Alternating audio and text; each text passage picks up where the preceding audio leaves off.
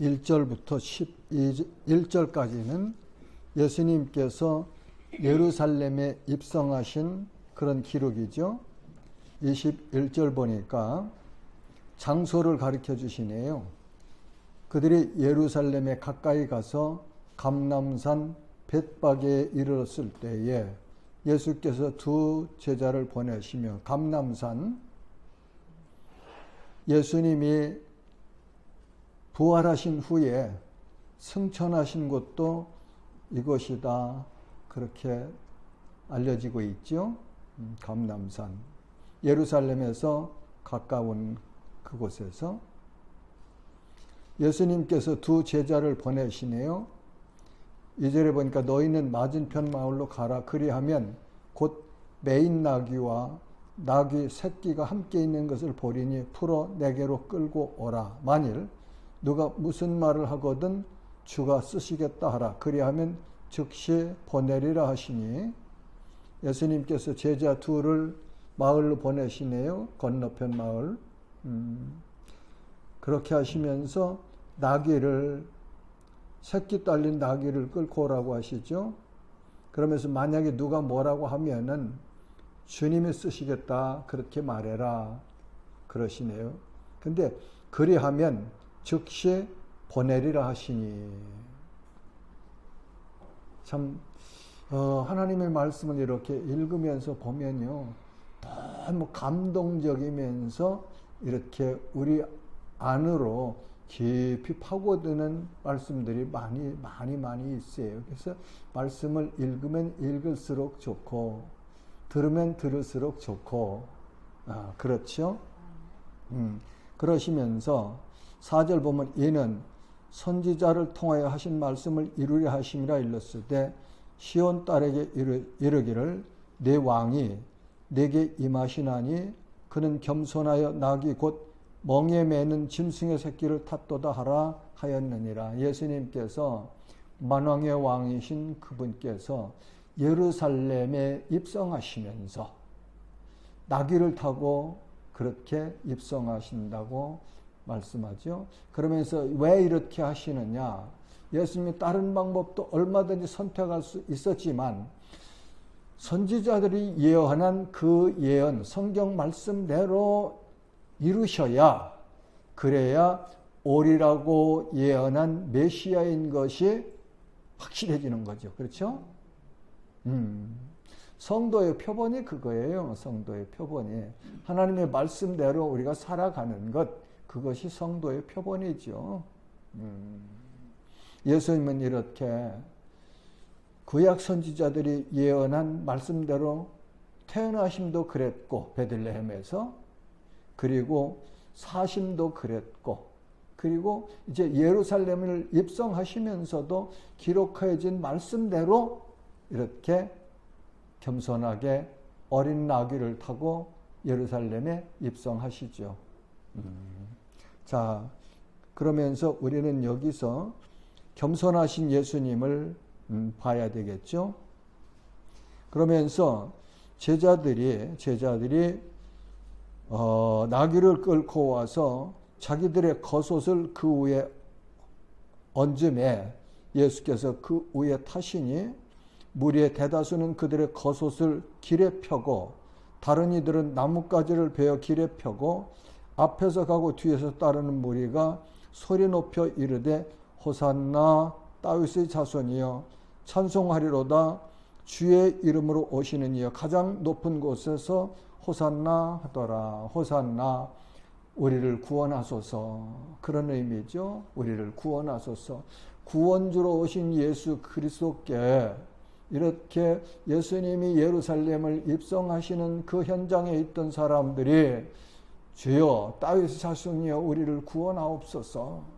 얼마나 고통스럽고 그냥 서럽고 어려웠겠습니까?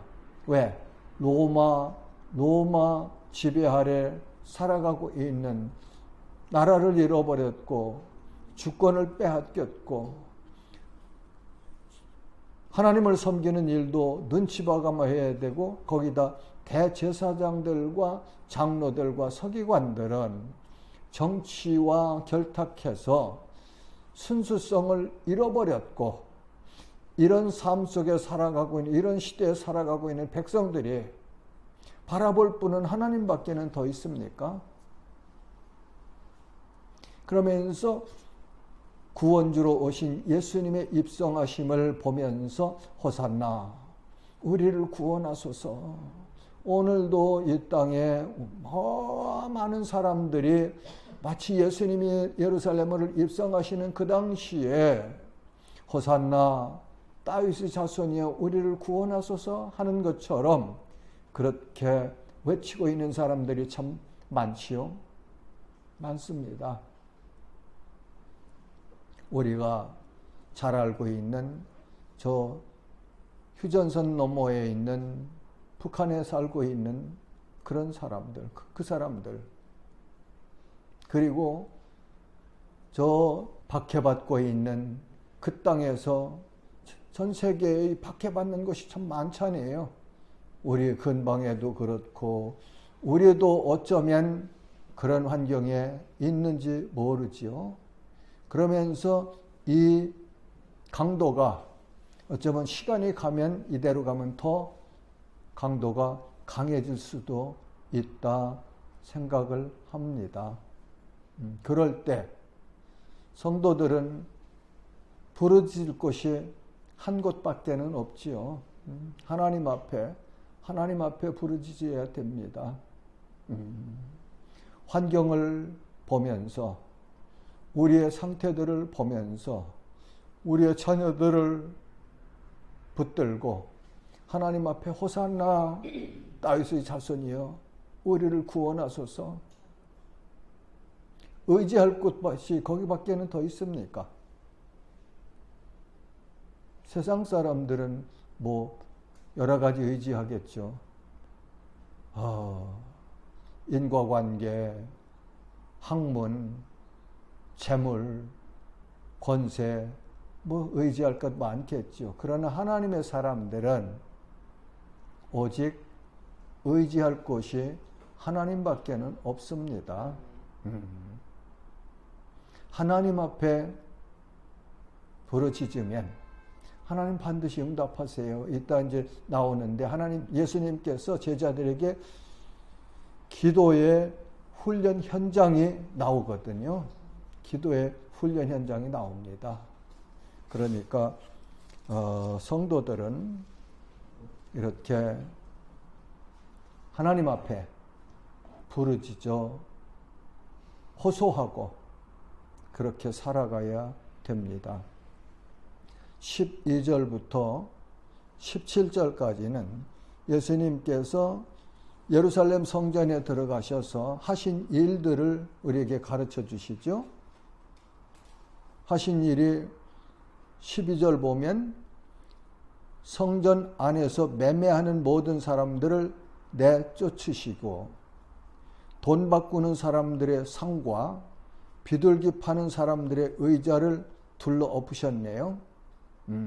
돈 바꾸는 이렇게 놓고서 돈 바꿔주는 그 테이블들 그냥 둘러 엎으시고 비둘기들 팔고 있는 그 의자들을 둘러 엎으시고 외치십니다. 내 집은 기도하는 집이라 일컬음을 받으리라 하였거늘 너희는 강도의 소굴을 만드는도다 하시니라. 당시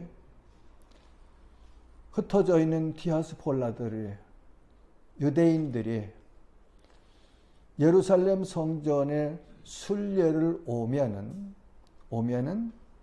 이렇게 성전에 드리는 돈을 자기들이 가지고 왔던 돈하고 바꿔야 된단 말이죠. 그런데 그 환전상들이 누구냐? 대제사장들과 이렇게 커넥션이 있어가지고 무리하게 이렇게 이익을 남겨서 그 장사를 허락해준 대제사장들에게 이렇게 상납하는 그런 관계에 있었다고 하죠. 그러니까 예수님께서 공의로운 예수님께서 보실 때 얼마나 분노하셨겠습니까? 그래서 다 뒤엎으시면서 내 집은 만민이 기도하는 집이라고 일컬어졌는데 너희가 강도의 소굴을 만들었도다. 그렇게 책망하시거든요. 그러니까 교회는 날마다 새로워져야 돼요. 날마다 새로워져야 돼요. 어떻게? 말씀을 따라서. 외식에 너무 치우치지 말고 말씀이 요구하시는 그 핵심 진리가 무엇인가? 그거를 우리가 찾아서 변해야 되죠.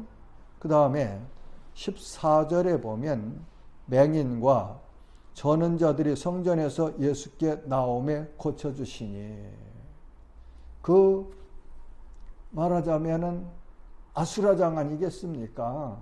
성전에 지금 돈 바꾸는 사람들의 상을 뒤엎으시고 비둘기 파는 자들의 의자를 뒤엎으시고 뭐 그냥 동전 엽전들은 뭐 주르르 그냥 흩어졌을 테고 비둘기들은 그냥 다 날아다닐 테고, 그런데 그 상황에서 여기 맹인과 저는 자들이 예수님께 나오매 고쳐주시니라. 어떤 상황에서도 예수님은 자기에게 나오는 자들을 받아주시고 고쳐주시는 분이라는 사실을 우리가 봐야 되죠. 봐야 돼요. 그 다음에 대제사장들과 서기관들이 예수께서 하시는 이상한 일과 또 성전에서 소리질러 호산나 다윗의 자손이 하는 어린이들을 보고 노하여 예수께 말하되 그들이 하는 말을 듣느냐? 예수께서 그렇다. 어린아기와 젖먹이들의 입에서 나오는 찬미를 온전하게 하셨나이다 함을 너희가 읽어본 일이 없느냐 하시고 그들을 떠나 성 밖으로 베다니에 가서 거기 유하시니라. 다른 성경에 보면요, 예수님 그렇게 말씀하셨어요. 이 아이들이 호산나 하고 외치지 아니하면 저 길가에 있는 돌들이 소리 지를 것이다. 그렇게 말씀하십니다. 돌들이 소리 지를 수 있어요? 그러니까 이 아이들이 지금 외치는 이 호산나 하는 것이 맞다 하는 것을 증명해 주시는 거죠. 자, 그 다음에 예수님께서 제자들에게 기도교육 현장을 이렇게 우리에게 가르쳐 주세요.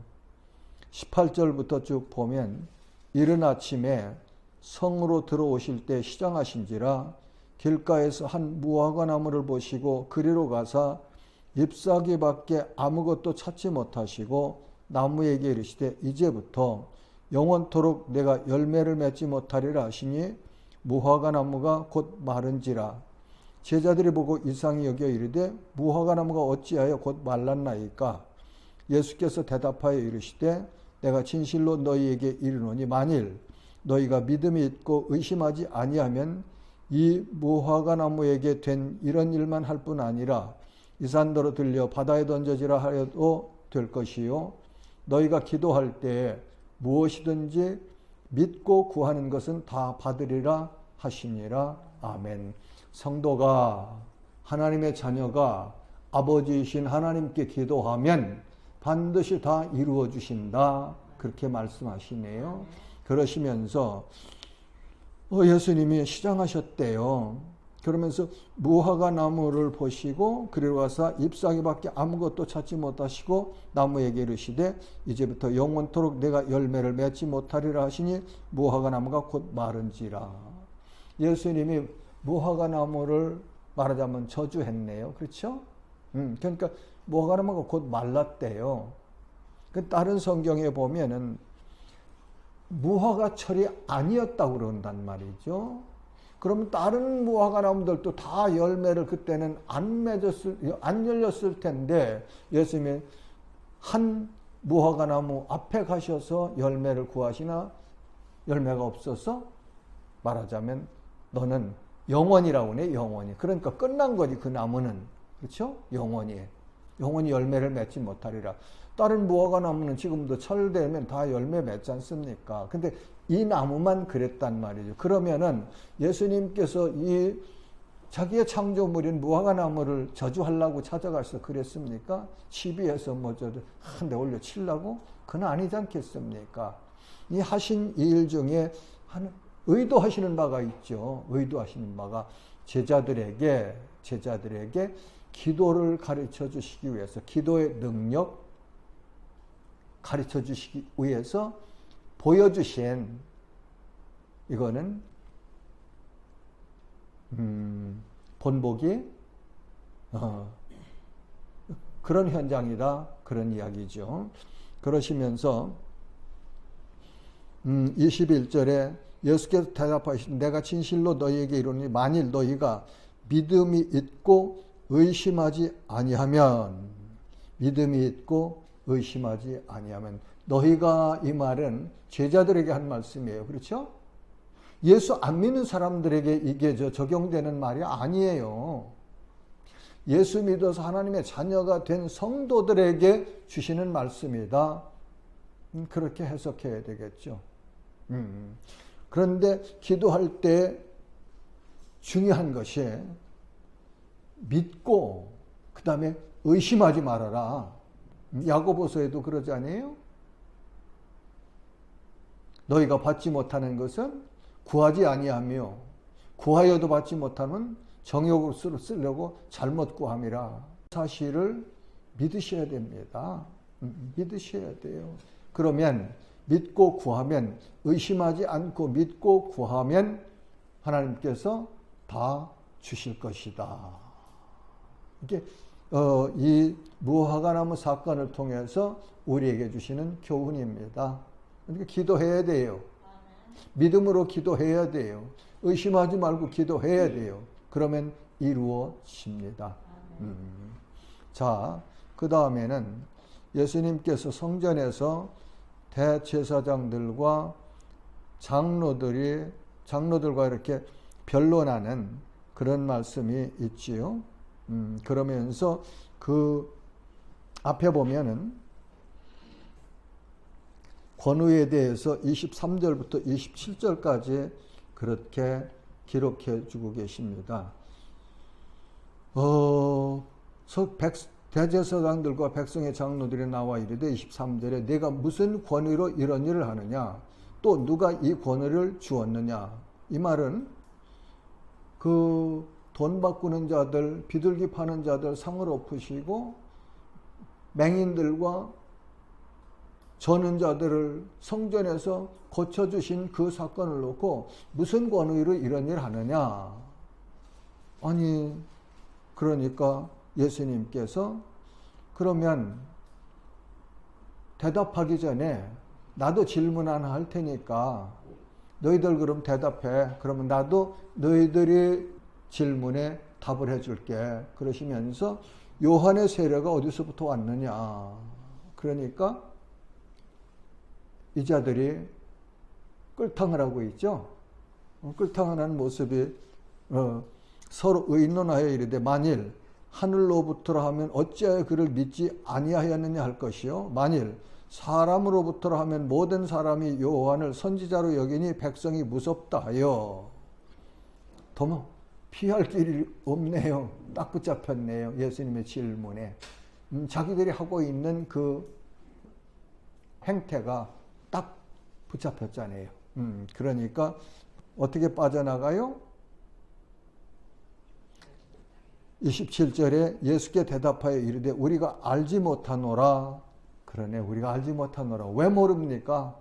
알면서 자기들 잘못한 것이 드러나니까, 붙잡히니까 알지 못합니다. 그러니까 나도 예수님께서 이르시되 나도 무슨 권위로 이런 일을 하는지 너희에게 이르지 아니하리라.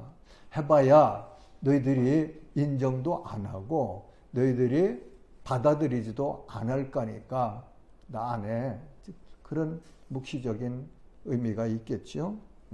그러시면서 28절부터 32절까지에 보면은 두 아들의 비유를, 여기서 비유를 설명하시는데, 이게 비유가 하나는 그 당시에 가장 하나님을 잘 섬긴다는 이 제사장들과 장로들과 서기관들과 종교 지도자들이고, 다른 하나는 소외된 사람의 수에도 들어가지 못하는 창녀들과 이렇게 죄인들, 이런 그룹 셀이 이렇게 두 그룹으로 나누면서 너희들은 사람이 보기에는 굉장히 나이스하게 종교 생활하는 것 같지만 너희는 천국 못 들어가. 그런 말씀을 하시죠. 28절에 예수님께서 그렇게 말씀하십니다. 그러나 너희 생각에는 어떠하냐? 어떤 사람에게 두 아들이 있는데 맏아들에게 가서 이르되 예 오늘 포도원에 가서 일하라 하니 대답하여 이르되 아버지 가겠나이다 하더니 가지 아니하고, 맏아들은 아버지가 야 오늘 포도원 가서 일 좀 해라 그러니까 예 가겠습니다 입으로는 시인했는데 실제 행동으로는 안 갔단 말이죠. 아버지의 말씀에 순종하지 않았죠. 그 다음에는 둘째 아들에게 가서 또 그와 같이 말하니 대답하여 이르되 실소이다 하였다가 그 후에 뉘우치고 갔으니, 둘째 아들은 아버지가 야 오늘 너 포도원 가서 일 좀 해라 그러니까 싫어요 안 갈래요 나 할 일 많아요. 그런데 돌아가서 뉘우쳤다고 그러거든요. 회개했다고 그러거든요. 회개하고 그 다음에 갔다. 그러시면서 그 둘 중에 누가 아버지의 뜻대로 하였느냐 질문하시네요. 그렇죠? 예를 설명하시고 그 다음에는 비유 예를 설명하시고 답을 물으셨네요. 그러니까 그들이 대답하죠. 이르되 둘째 아들이니이다. 아는 건 정확하게 알죠. 행하지를 않을 뿐이지. 이게 문제죠. 우리 안에 그런 습성들이 많이 있죠. 알기는 알아. 근데 그걸 하려고 그러면 어렵단 말이죠. 그러니까 안 하는 이런 습성이 있어요. 그건 누구에게나 다 있는 거예요. 그래서 그걸 이기고 넘어가는 것이 자기와의 싸움이에요. 이것이 신앙 성장에 필요한 영적 전쟁이에요. 하나님의 말씀에 순종하려면 힘든단 말이죠. 손해봐야 된단 말이죠. 희생해야 된단 말이죠. 그러니까 하고는 싶은데 살짝 이거는 뭐 하고서 그냥 넘어가려고 하죠. 그게 우리의 성품입니다. 그러니까 성령으로 충만해서 그것들을 이기고 넘어가야 되죠. 자, 예수께서 그들에게 이르시되 내가 진실로 너희에게 이르니 세리와 창녀들이 너희보다 먼저 하나님의 나라에 들어가리라. 요한이 의의 도로 너희에게 왔거늘 너희는 그를 믿지 아니하였을 때 세리와 창녀는 믿었으며 너희는 이것을 보고도 끝내 뉘우쳐 믿지 아니하였도다. 세리와 창녀들은 요한이 와서 의의 도를 선포하니까 뉘우치고 믿었는데 너희들 종교 지도자들은 끝까지 뉘우치지 아니했다. 그러니까 하늘나라에는 이렇게 형편이 어떻든지 뉘우치고 하나님께 예수님께 나오는 자들이 천국에 들어간다 하는 것을 가르쳐 주시네요. 그 다음에 33절부터 보면은 포도원 농부에 대해서 비유로 말씀하시죠. 이 말씀은 거기에 있는 종교 지도자들에게 하는 말씀이죠. 다른 한 비유를 들으라. 한 집 주인이 포도원을 만들어 산울타리로 두르고 거기에 즙자는 틀을 만들고 망대를 짓고 농부들에게 세로 주고 타국에 갔더니 열매 거둘 때가 가까우며 그 열매를 받으려고 자기 종들을 농부들에게 보내니 농부들이 종들을 잡아 하나는 심히 때리고 하나는 죽이고 하나는 돌로 쳤거늘 다시 다른 종들을 처음보다 많이 보내니 그들에게도 그렇게 하였는지라. 이스라엘은 선지자들이 와서 자기들의 잘못을 지적하면 다 죽였습니다. 이제 그 역사 속에서 이스라엘 종교 지도자들이 한 이 잘못한 것을 비유를 통해서 예수님이 지적해 주시는 거죠. 가슴이 서늘하겠죠. 그죠? 얼마나 찔리겠어요. 그러시면서 37절 보면 후에 자기 아들을 보내며 이르되 그들이 내 아들은 존대하리라 하였더니 예수님이지요. 그죠? 하나님의 아들. 농부들이 그 아들을 보고 서로 말하되 이는 상속자니 자 죽이고 그의 유산을 차지하자 하고 이에 잡아 포도원 밖에 내쫓아 죽였느니라. 아들 예수님이 오셨는데, 하나님의 아들이 오셨는데 이제는 그 아들을 이 포도원 밖에, 영문 밖에라고 그래요. 히브리서는 영문 밖에서, 갈보리 언덕에서 그 해골이라는 곳에서 그 아들을 죽였다. 이루어질 일, 지금 이 시간, 지금 말씀하시는 이 시간 후에 이루어질 일을 예수님 말씀하시면 너희들이 바로 그런 자들이야 하고서 지적해 주시는 내용이죠. 40절에 보면 질문하시죠. 예수님, 그러면 포도원 주인이 올 때 그 농부들을 어떻게 하겠느냐? 심판할 때에, 주인이 와서 심판할 때에 그 농부들 어떻게 되겠느냐? 어떻게 하겠느냐, 주인이. 그러니까 대답합니다. 그들이 말하되 그 악한 자들을 진멸하고 포도원은 제때에 열매를 바칠 만한 다른 농부들에게 새로 줄지니라. 잘 알지요? 정확하게 알지요? 네. 42절입니다. 예수께서 이르시되 너희가 성경에 건축자들이 버린 돌이 모퉁이의 머릿돌이 되었나니 이것은 주로 말미암아 된 것이요 우리는 내 기이하도다 함을 읽어본 일이 없느냐. 예수님께서 구약 시편 말씀을 이렇게 인용해서 예수님이 말하자면 건축자들이 버린 돌이다, 그런 말씀을 하시네요. 그러므로 43절은 그러므로 내가 너희에게 이르노니 하나님의 나라를 너희는 빼앗기고 그 나라의 열매를 맺는 백성이 받으리라. 열매 맺는 백성은 그리스도를 주님으로 믿는 사람들이죠. 요한복음 15장에 보면 포도나무와 가지 열매를 이렇게 말씀해 주시는데 예수님이 자기는 포도나무라고 하시잖아요. 그래서 하나님 아버지는 포도원을 가꾸시는 농부다 그러시고 너희는 가지다, 제자들에게 가지다, 그런 말씀하시죠. 우리가 예수님 포도나무에 붙어있는 가지들이죠. 가지는 나무에만 튼실하게 붙어 있으면 열매를 맺습니다. 열매를. 그래서 열매 없는 신앙은 그건 참 곤란하다 하는 말이에요. 열매 없는 신앙은 아무리 열심히 있어도 하나님이 원하시는 하나님의 성품의 열매를 맺지 못한다면 내가 포도나무인 예수님께 붙어있는 가지인가 아닌가, 그걸 먼저 점검해보자 내가 늘 외치는, 주장하는 그런 내용이죠.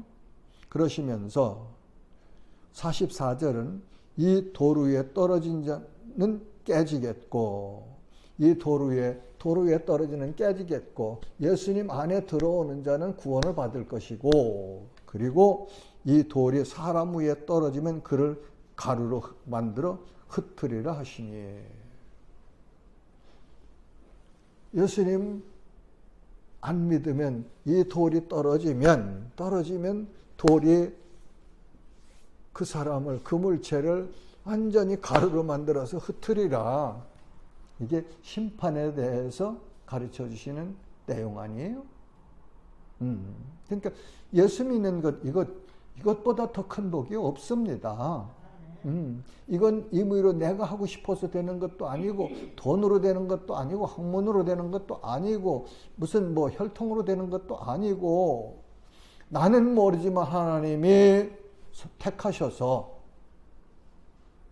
죄 용서 해주셨고, 성령 내주하도록 해주셨고, 그리고 하나님의 자녀로 영원토록 살아갈 수 있는 복을 주셨거든요. 그래서 우리 김종호 장로님이 잘 부르시는, 아버님 장로님도 잘 부르셨던 평생에 310장, 하나님의 은혜로 이 쓸데없는 자 왜 구원하여 주시는지 난 알 수 없다. 알 수 없어요. 우리가 몰라요. 내가 뭐 잘나서 그런 거 아니거든요. 왜 그런지는 모르지만 하나님의 기쁘신 뜻대로 하나님이 정하셨대요. 언제요? 이 세상을 창조하시기 이전에 그리스도 안에서 그분의 기쁘신 뜻대로 구원하기로 작정하셨대요. 그래서 그 하나님께서 작정하신 자들을 때가 되면 하나님께서 부르셔서 자녀로 삼아주신단 말이죠. 그래서 어제 그런 생각 해보았습니다. 예수님이 오시고 나면, 그렇죠? 세상이 이제 끝났어요. 그렇죠? 지금 우리가 살고 있는 세상이. 그러면 우리 육신적인 생명이 더 이상 태어나지 않아요. 그렇죠? 그리고 하나님의 자녀도 더 이상 태어나지 않아요.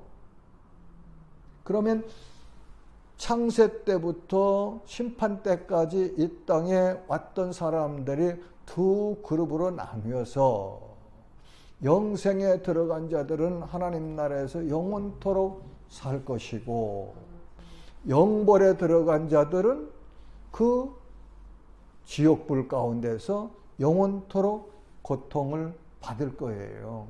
성경 전체를 이렇게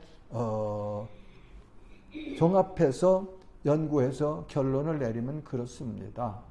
그러니까 그 영광스러운 그 나라에 햇빛도 쓸데없고 달빛도 필요 없고 아버지와 아들의 얼굴에 나는 광채가 햇빛보다도 더 밝은 그 영광스러운 그 나라에서 우리가 영원히 살 수 있다는 사실이 믿어지면 이거보다 더 큰 복이 있습니까?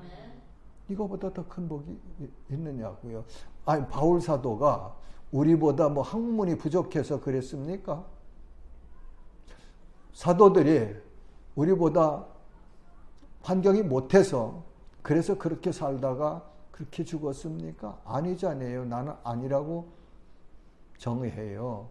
바울 사도는요, 우리보다 얼마든지 부유롭게 살 수 있는 환경에 있었고, 그는 이스라엘 종교 지도자로 얼마든지 권세를 부리며 살 수 있었어요. 학문도 우리가 감히 따라갈 수 없는 그런 사람이었어요. 그런데 다메섹 도상에서 예수 그리스도를 만난 그 후부터 그는 변화되었죠.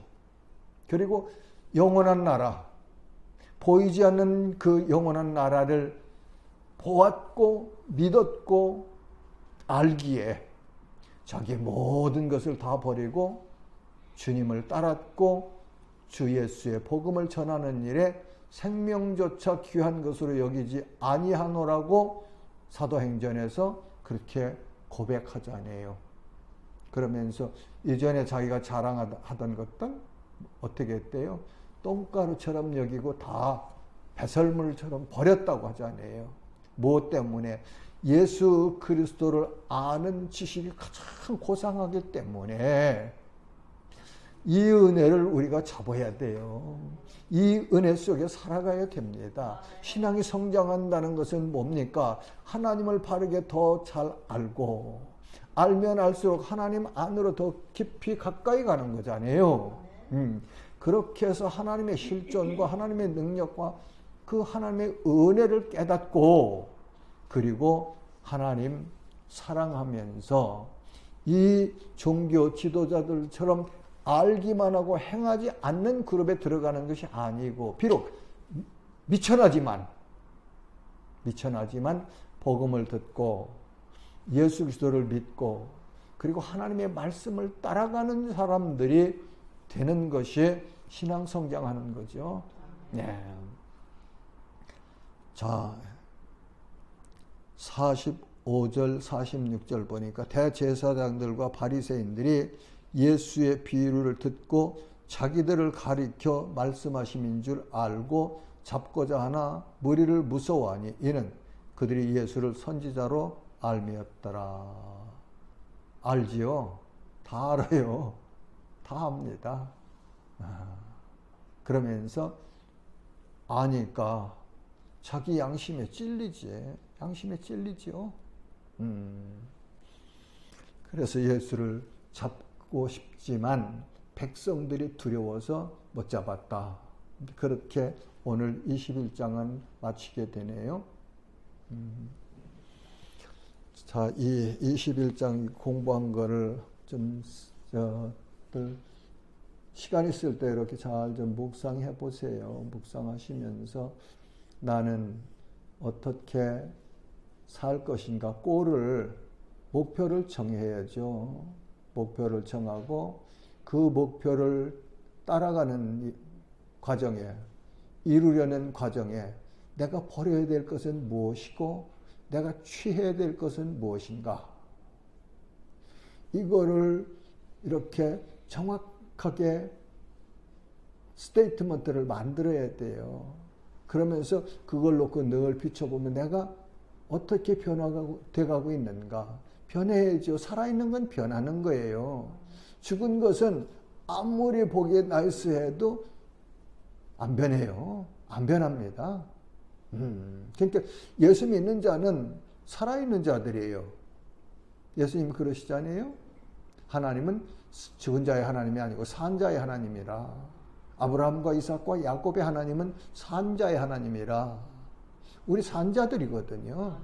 산자들이에요. 하나님의 생명이 우리 안에 있고 우리가 하나님 안에 있기 때문에 산자들입니다. 산자들은 성장하는 거죠. 그리고 꽃이 피고 열매를 맺는 거예요.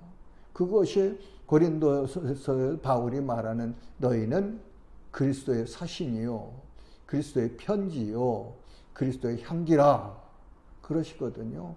살아있는 자를 통해서 하나님이 역사하시는 거죠. 하나님 아버지 은혜 감사합니다.